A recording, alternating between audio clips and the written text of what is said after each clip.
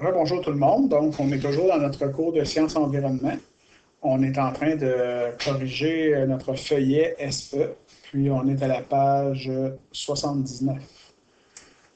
Ici, on va laisser les réactions endo- et exothermiques, puis on s'en va vers quelques transformations chimiques. Alors, pour expliquer, je vais commencer par la question numéro 2. Alors, il faut que vous soyez capable de reconnaître quelques types de réactions chimiques de base. Alors, voyez-vous, ici, je vais expliquer en utilisant le numéro 2. Donc, associer chacune des équations ou des formules à la transformation chimique correspondante. Alors, quand on voit un acide qui réagit avec une base et que ça donne tout un sel et de l'eau, ben, c'est toujours une neutralisation acido-basique. On va en faire dans les prochaines pages, je vais en voir quelques-unes avec vous autres. Donc, on se rappelle qu'un acide, c'est toujours un composé qui commence par H et qui se conclut par exemple, HCl commence par H et se termine par un non-métal. Tandis qu'une base, par exemple, Na, ça commence toujours par un métal, Na, puis ça se termine par OH. Alors, vous vous souvenez, quand on a vu ça il y a quelques temps, alors le métal, sont toujours à gauche de l'escalier dans le tableau périodique et les non-métaux sont toujours à droite de l'escalier dans le tableau périodique. Puis on obtient un sel. Un sel, c'est toujours une combinaison de un métal et un non-métal. Et finalement, plus de l'eau, donc plus H2O. Okay. Donc, quand on voit un acide qui réagit avec une base, ça donne le sel et de l'eau, c'est ce qu'on appelle une neutralisation acido-basique. Ensuite, celle-là ici, c'est celle qu'on a vue, que vous avez vue en secondaire 3, quand on a parlé que dans la cellule humaine, il se passait une réaction chimique qui donnait de l'énergie. Alors, cette réaction chimique-là, c'est le glucose qui réagit avec le dioxygène, le dioxygène là, qui est essentiel pour la respiration, qui nous provient des poumons.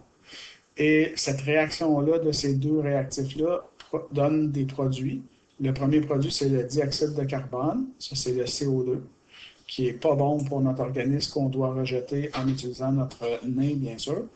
De l'eau, qui est utile à notre organisme, et surtout, l'énergie, qui va nous aider à faire tous nos mouvements dans la journée.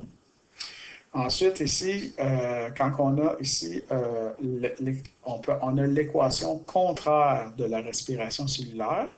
On l'appelle la photosynthèse. Alors ça, c'est celle qui se passe, bien sûr, la réaction chimique qui se passe dans les plantes.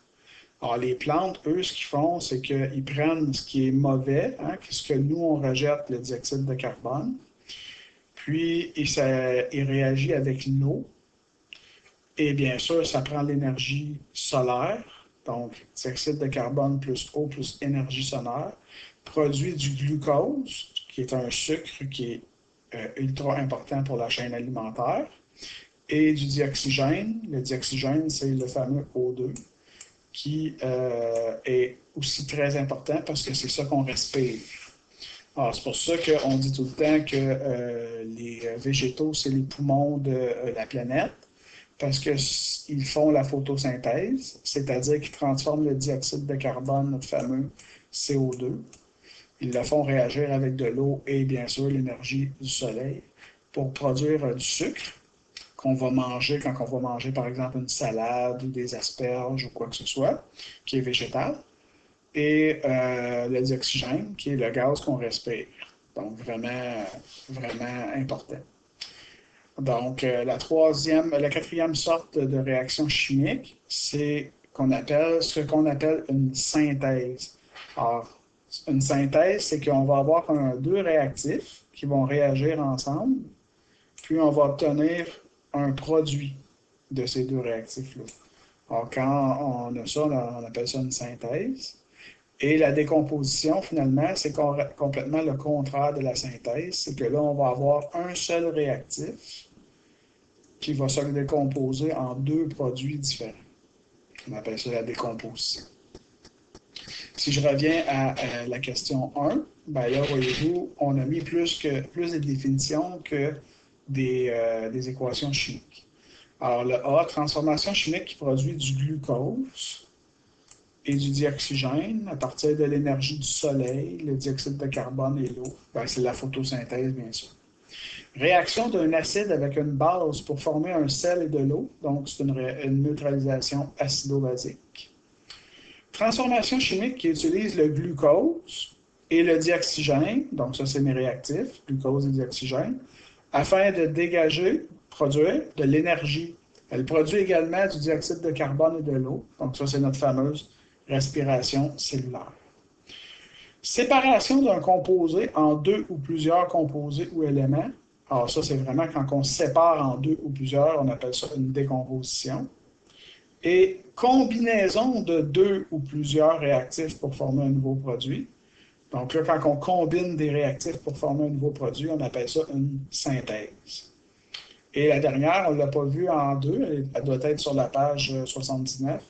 En formation d'une substance solide, peu ou pas soluble, le précipité, lors du mélange de deux solutions. Alors ça, on appelle ça une précipitation. Alors là, vous avez vu ça l'année passée en secondaire 3 quand on avait des démonstrations. Puis la technicienne a mélangé deux liquides qui étaient incolores. Puis quand elle les a mélangés, on a obtenu un liquide jaune flashant.